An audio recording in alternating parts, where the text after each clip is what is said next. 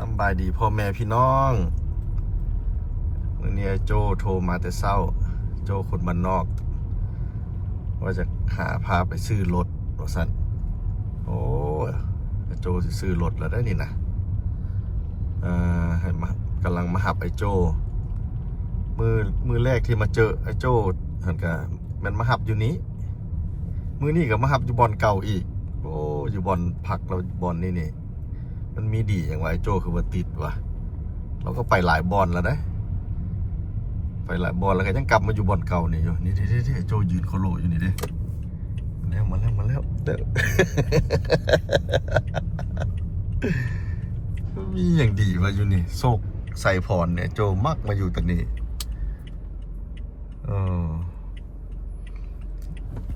อาจจะเป็นว่ามันอยู่ใกล้เฮือนพี่น้องเราเฮือนพี่น้องเราก็อยู่นี่มาหาโจเอามารุ่นน้ำกันว่าไอ้โจสิได้รถหยังไอ้โจสิไปซื้อรถหยังไอ้ตุ้ยก็กำลังมาส่วนไอ้ตุ้ยมานำโอเคหลังจากหับไอ้โจมาแล้วจะพาไอ้โจมากินข้าวอยู่ใกล้ๆบ่อนเราอยู่นี่แหละเราอยู่แถวสีบุญเฮืองก็ปิ้งไก่นาโป่ง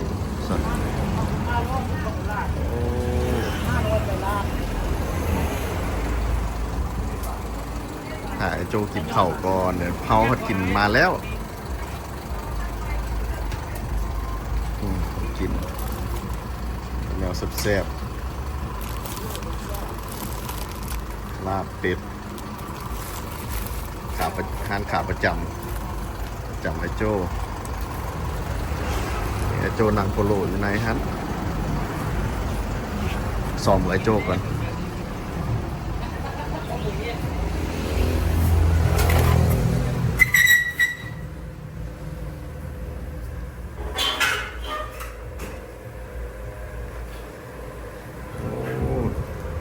โจดิโจ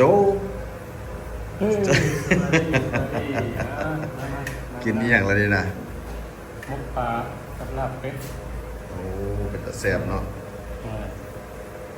เอามื้อนี้ไอ้โจอยากได้รถ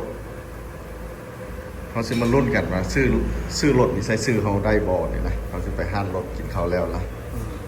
โอเคเอามาติดตามแล้วกันว่าสิซื้อรถอย่างเนาะ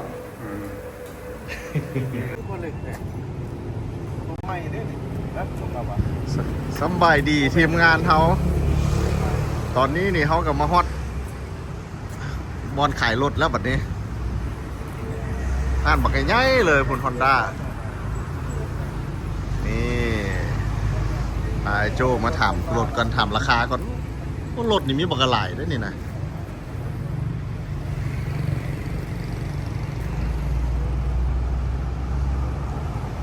โจก็สนใจรถแถวนี้จูนี่อยู่แต่มันบูมีปีใหม่ไอ้โจว่ะเราจะได้รถปีใหม่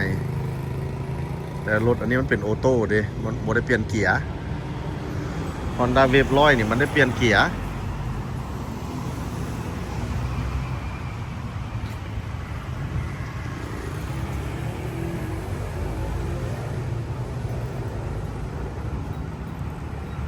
เบิ่งไอ้โจสิมักสิเอาตัวใดต้องมีแข้งมีขา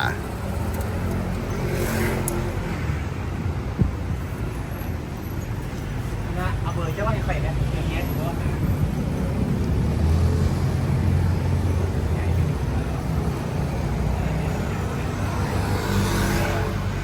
อันนี้มา Honda Wave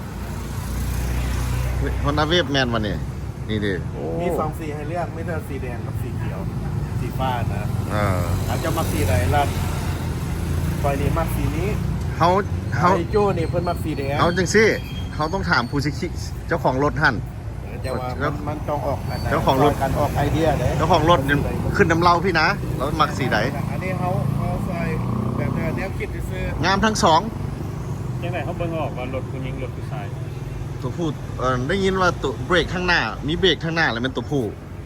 นี่วะจานใหญ่ๆนี่นี่เบิ่งดูคือเฮ็ดบ่คือกันได้ยินมาในนั้นเดี๋ยวเขาสิถามมันเซลเอเจนต์ถามเซลเอเจนต์ก่อนรถผู้ชายใช่ปะทั้งแดงทำเป็นร้อยกันแต่ว่านี่ เนี่ยได้ยินข้อมูลมาในนั้นว่ามีเบรกใหญ่ๆทั้งหน้าเนี่ยมันตัวผู้ อันนี้ก็คือกันแต่ว่าบ่มี ตัวใดเบรกใหญ่ตัวผู้เบรกน้อยตัวแม่ว่าสั้นเอาที่ถามเพิ่นก่อน ก็เป็นดิสเพลย์เนี่ยเป็นตัวผู้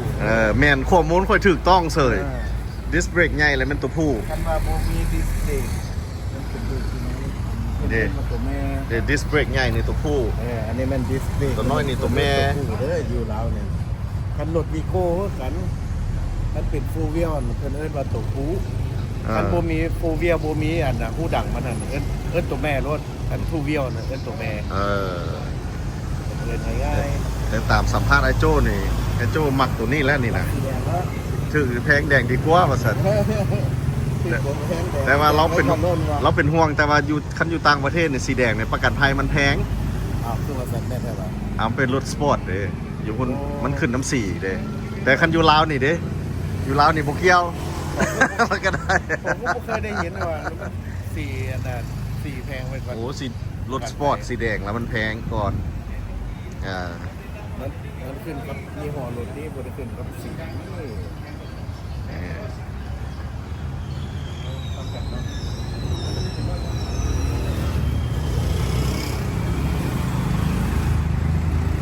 รถตุ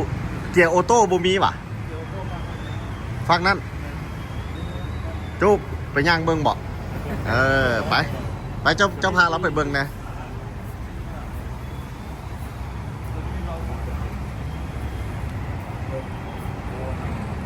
โอ้มีบักหลายให้เลือกโอ้รถอันนี้มีรถอหย่างแบบนี้นี่ก็งามด้วยนี่นะโจราคาคือสิงามแมันบ่ 103ล้าน ฮะ 103ล้าน 103 ล้าน โอ้มันไปซื้อรถใหญ่ดีก่อนบ่ ผู้ขายจนเลี้ยวเบิ่งหน้า ไป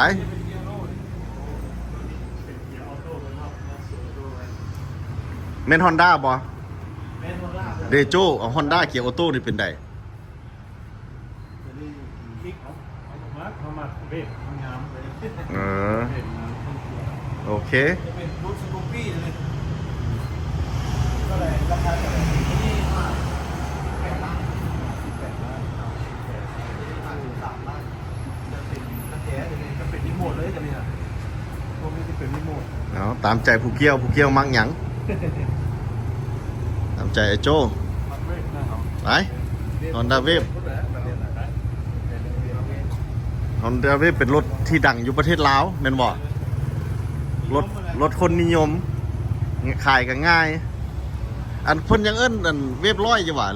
มันเป็น110 เป็น110แล้วบ่ แพง110เลย เอ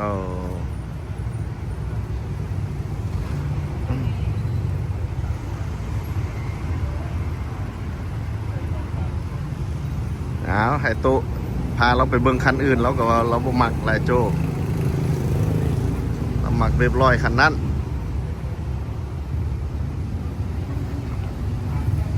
นี่สีแดงนี่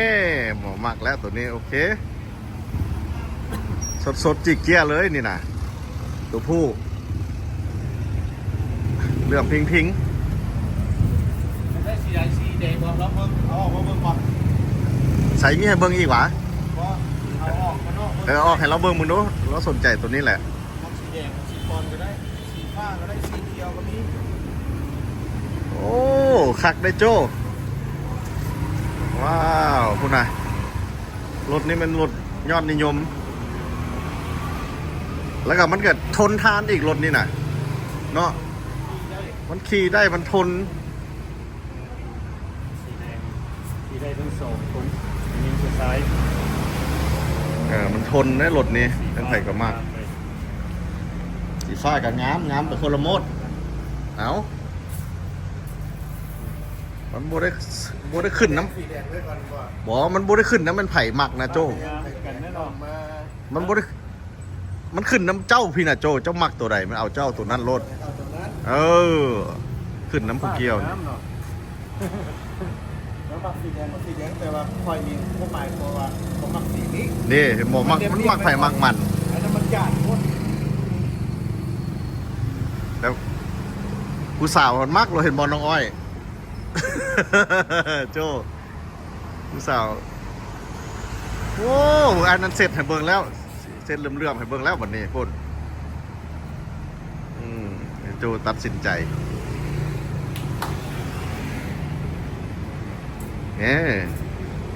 สิบรอดคันนี้แหละเนี่ยโจมักแล้วคันนี้เปิดใจแล้ว แต่ว่าสีเขา my favorite color is blue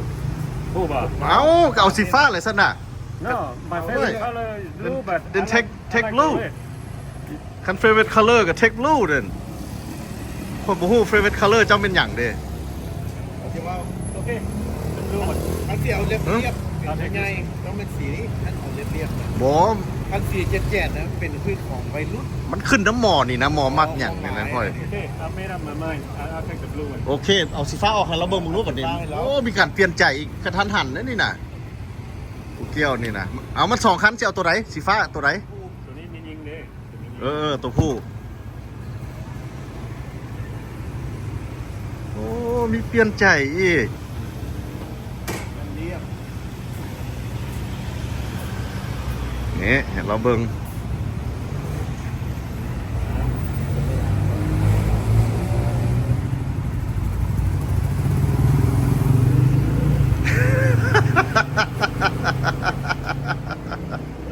โอ้สลัด เจ้ามีให้เลือกเด่นนั่งเราเบิ่งโอ้คักโจสุดครับมีแข้งมีขาละสบายแบบนี้ เกี่ยมล่างเลยนะเอาดีๆเลยเสียวสีได้แล้วคุณจะเกี่ยมล่างให้แล้วได้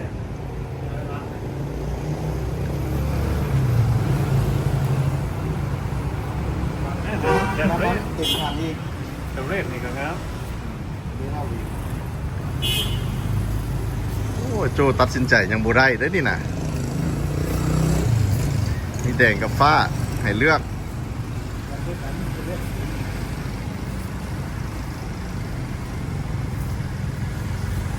มันแฟชชี่เลย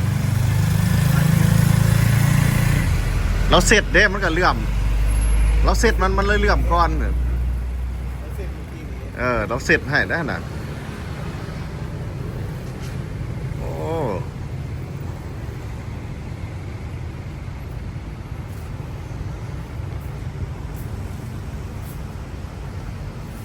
โอเคที่สุด อันน่ะเรื่องราคาเขา ไปถามราคากันไหม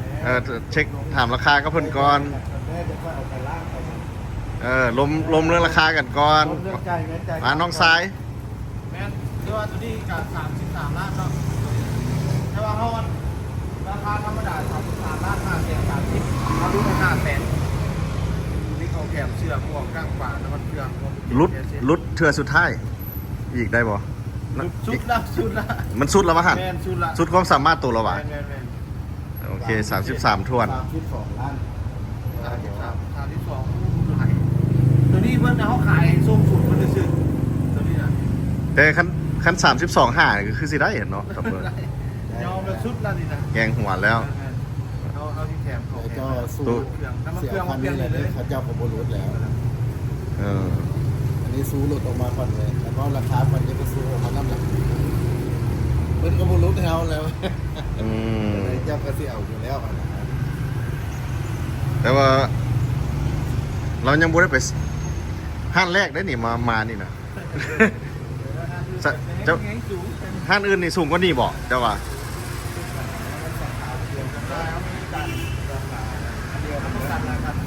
เออ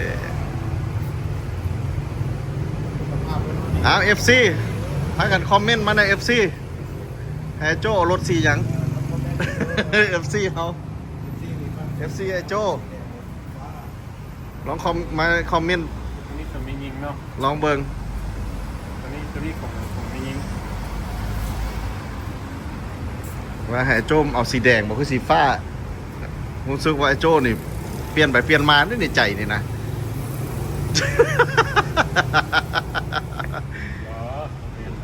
เออหมก โอเคแล้ว เนี่ยมีน้อยใจแล้วขึ้นยางมาใกล้คันแดงบัดนี้ ฮะ ขึ้นยางมาใกล้คันนี้บัดนี้ เสีย ว้าวมันนั่งซื้อมามันตัวไหนมันขาดก่อนนะ โอเคมันนักมันนางเบิ่งซื่อ คันไหนกันงามคันไหนกันงาม งามทั้งสอง เสียสีเขียว เออ ลูกสีเขียวมา ดี เปลี่ยนใจมาสีแดงเลย โจเปลี่ยนใจแล้วเด้อเปลี่ยนใจเอาสีแดงแล้วบัดนี้ เปลี่ยนใจแล้วเอาโอ้บ่ เออ เขาอันน่ะ the reason เขาเลือกเขามักสีฟ้า that's my favorite color เออ ผู้บ่เหตุผลว่าเขาเอาสีแดงย้อนหยัง ย้อนหยัง ย้อนว่ามียิงกับขี่ได้คือกันมันไทยกับขี่ได้ ไปยิงหมักเลย มียิงมัก ไม่ยิงหมักนะเจ้าเห็นน้องอ้อยตัว เออ ถึกใจนะสาวๆรถแล้วเดี๋ยวเจ้าเอาคันนี้ เนี่ย สาวๆน้ำลายไหล ผักสีแดงมันก็งามแต่ว่าคันเว้าเรื่องสีเขามักสี แล้วก็เจ้าก็เบิ่งเครื่องนุ่งเจ้าน้ำเครื่องนุ่งเจ้ามักมีสีอย่างหลายนุ่งแล้วมันเข้ากันกับรถนะ เดี๋ยวนี้เขาคนบ่เลือก นี่คือ คนบ่เลือก คือเดี๋ยวนี้นี่มีหมอเสื้อสีแดงอยู่ทางไหน เขากลายเป็นคนบ่เลือกเลยเด้คันเขามักเลือกคือตะกี้เขาสิเอาสีฟ้า โอ้โหดิตลกเลยโอเคไปล้มเพเปอร์เวิร์กน้ำเพิ่นแบบนี้ไอ้นั่นนั่งถ่ายอยู่พุ่นแล้ว มาได้เลย นี่สรุปไอ้โจเอาตัวนี้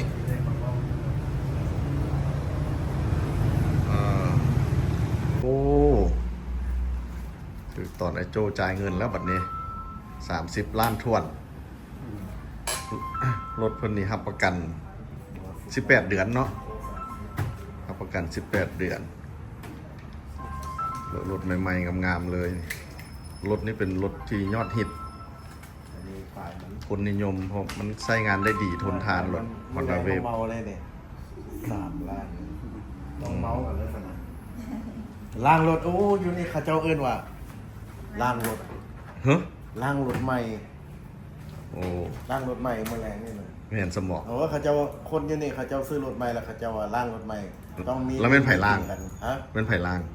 เอ้าเขาเจ้าของรถแต่เนาะ เจ้าของรถล่าง เขามานั่งเบิ่งเพิ่นล้างรถ เพิ่นก็ซื้อเบียร์ซื้ออย่างให้เฮากิน โอ้เพิ่นมันเฮ็ดกันแนวนั้นหวะ เขาเจ้าว่าล้างรถเป็นอย่างซั่น เออ เฮานี่นั่งเบิ่งนั่งกิน เอาล้างรถได้เป็นจังคือได ผู้ใดก็ยังหัวไปนำมันแม่นบัดนี้น่ะ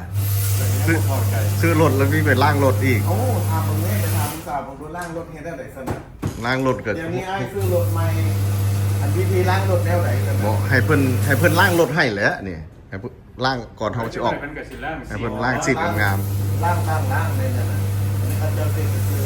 เขาหมายว่าอยู่เมืองลาวเนี่ยน่ะผู้ใดซื้อรถใหม่แล้วเขาเจ้าเน่เห็นบ่ล่ะ มีของแก้มน้ำอีก ฟังเด้อเนาะ ต้องมีฟอร์ดและของแก้ม เน่เห็นบ่ มีฟอร์ด มีน้ำฟอร์ด นำฟอร์ดนี่ก็สิว่าเบียร์ก็บ่เนาะว่าฟอร์ดรถ เนาะ เนาะ นี่นั่งท่ารถบัดนี้น่ะ อืม พอไอ้โจ้เราซื้อรถใหม่แล้วเด้ ตา นั่งท่าล้างรถ โอ้ น้ำฟอร์ด น้ำฟอร์ด อืม กับของแก้ม โอ้ยเมาไปรถเขาน่ะเมา เออโอเคนี่โอ้ยไอ้โจจ่ายเงินเรียบร้อยแล้วบัดนี้ เอาสรุปมันคนอันต่างประเทศซื้อรถอยู่ลาวบ่ได้เด้อต้องได้ใส่ซื้อคนลาวเคสของไอ้โจนี่มันต้องใส่ซื้อพี่น้องเรานี่นะแล้วก็เพิ่นพี่น้องเพิ่นก็ต้องการแต่ใบยังยืนที่อยู่ของพี่น้องคันซื้อ บัดนี้ก็คือบ่ได้มาหลับมาส่งไอ้โจ้เลยเด้อบัดนี้ อื้อหือ ก็ทุกทางไปเพราะเพื่อนแล้วเป็นแห้งไปไกลแล้วบัดนี้ขาแล้วเรียบร้อยแล้วซอกเห็นยากแล้วบัดนี้มันสิอยู่ทั้งไหนบัดนี้นะ ทำอะไรเป็นยังไง โอ้ไอ้โจมีดิดมีเฮือนนำเราได้ไอ้ตุ้ย นั่นแหละบ่ โอ้ไอ้โจนะธรรมดายังแต่ขาดแต่เมียเด้อนี่ไอ้โจยังบ่มีเมีย แม่ซีเรือน ยังบ่มีแฟนเถื่อยังบ่มีเมียเถื่อไอ้โจนี่เออ ดูนะเป็น ไอ้รัดใจดีก็พยายามติดต่อให้เราอยู่นี่นะแต่ก็ยังบ่ได้กันเถื่อเอ๊ะเบิ่งโน้นนี่เด้รถใหม่ไอ้โจไอ้ตุ้ยกำลังลองว้าว โอ้ยบ่ได้ผมน้ำกระตาเว้ย เพิ่นว่าอันนี้มัน Honda 110ว่าซั่น เด็ด Honda Wave 110บ่แม่น Honda 100เนาะมัน110สายของ เอาของแถมให้เพิ่นนี่ได้ของแถมอันแดงๆให้เป็นเสื้อป่ะโจ้แดงๆเป็นเสื้อเป็นบอเอาตัวใหญ่ให้เราด้วยมีบ่ตัวใหญ่บอ แมนสุดละสุดใหญ่ ใหญ่สุดแล้วเนาะ สองตัวตัวสีแดงแค่นั้นกันรถ กูว่าหมวกคันเอาสีแดงให้เราได้บ่ให้มันเข้ากับรถเหรอวะโอ้มันบ่เข้ากับรถเนาะนี่เห็นบ่เกือบได้ขนาดเดี๋ยวมันบ่เข้ากัน แต่เบิ่งก็ดูว่ามันงามบ่ละตัวสีแดงเจ้าให้เอาจริงๆซะให้โจ้เลือกโจ้ มันละแดงของเขาคือรถเลยแดงก็คือรถเอาสีฟ้าซะเนาะ เอาตามใจมอนะ แดงก็คือรถเด็ก ตามใจเจ้าของเฮือนนะผู้เฮือนตามใจผู้อยู่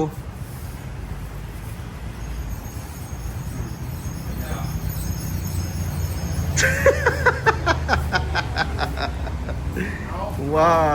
เขาบุกไปเป็นพอยมันดังๆเลยวะ โอ้อย่าสุไป เอารุ่นเด้ อย่าสุไปหาเฮ็ด เอาสายโซ่ ขี่ไก่มาปุ๊บนั่นตำรวจนะน้ำลายตกปับ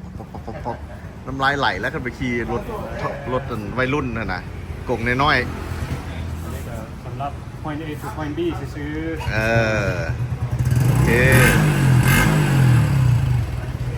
นี่บัดนี้ที่ผ่านมาไอ้โจ้เราเสียเงินน้ำมันแท็กซี่มดหลายได้อแท็กซี่ไอ้โจ้ไปหันไปนี่ 300,000เนี่ย วันนี้เรามีแหงมีขาเราเองแล้ววันนี้โอเคดีใจน้ำเอาสรุปไอ้โจ้ได้รถเรียบร้อย ที่ได้ค้ามา มาส่ง โอ ข เค อบใจแอตุ้ยขอบใจแอรัด วันนี้ดีใจน้ำแล้วไอ้โจ้มีรถแล้ววันนี้นะโอเคมันรถนี่เขามาซื้อมือนี้ คันใหม่เนาะ แล้วเพิ่นให้ขี่ไปเลย แล้วก็มิตรท่าพี่น้องเพิ่นเฮ็ดใบแจ้งยืนที่อยู่มาให้เอามายื่นให้เพิ่นแล้วก็แล้วเงินจ่ายไปเรียบร้อยแล้ว โอเคเอาดีใจน้ำเด้อโจเด้อเอาคันสิล่างอยู่ใส่กับเอิ้นกันแน่คือไอ้ตุ้ยว่าโอเคเอาโชคดี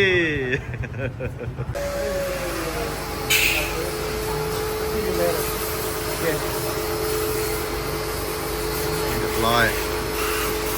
ต่อทางไหน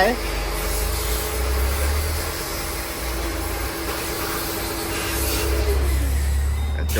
ได้รถแล้วมันสบายมากเลยขี่เมือเลยรถ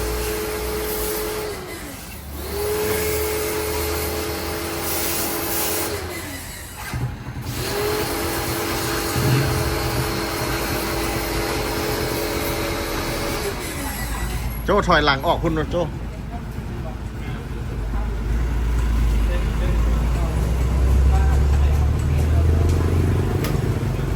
โอ้คือเว้ย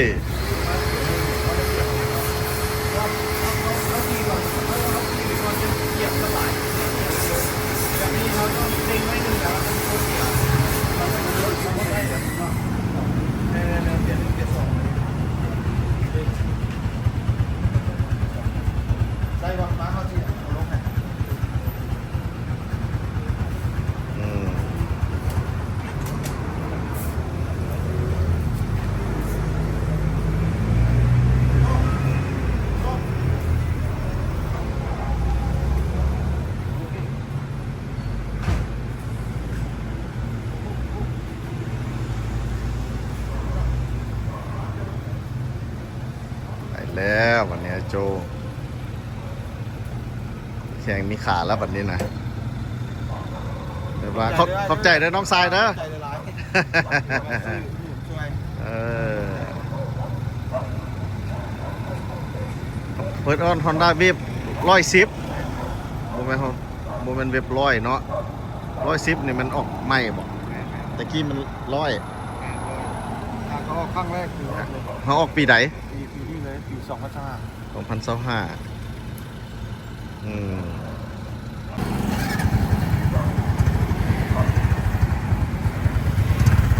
เลี้ยวซ้ายเลี้ยวขวาเด้อระมัดระวัง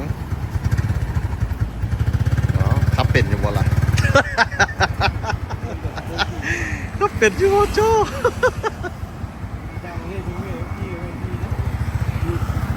อยู่พุ่นกับบริขี่นะบริขี่รถจักรบ่แล้วรถ ไปแล้วโจไปแล้วคนมันนอกไปตามดวงแล้ววันนี้โอ้เห็นตะหลังเลยวันนี้เอาขอบใจด้วยน้องซ้าย เอาเข้าใจให้หลาย โอเคขอบใจ ๆ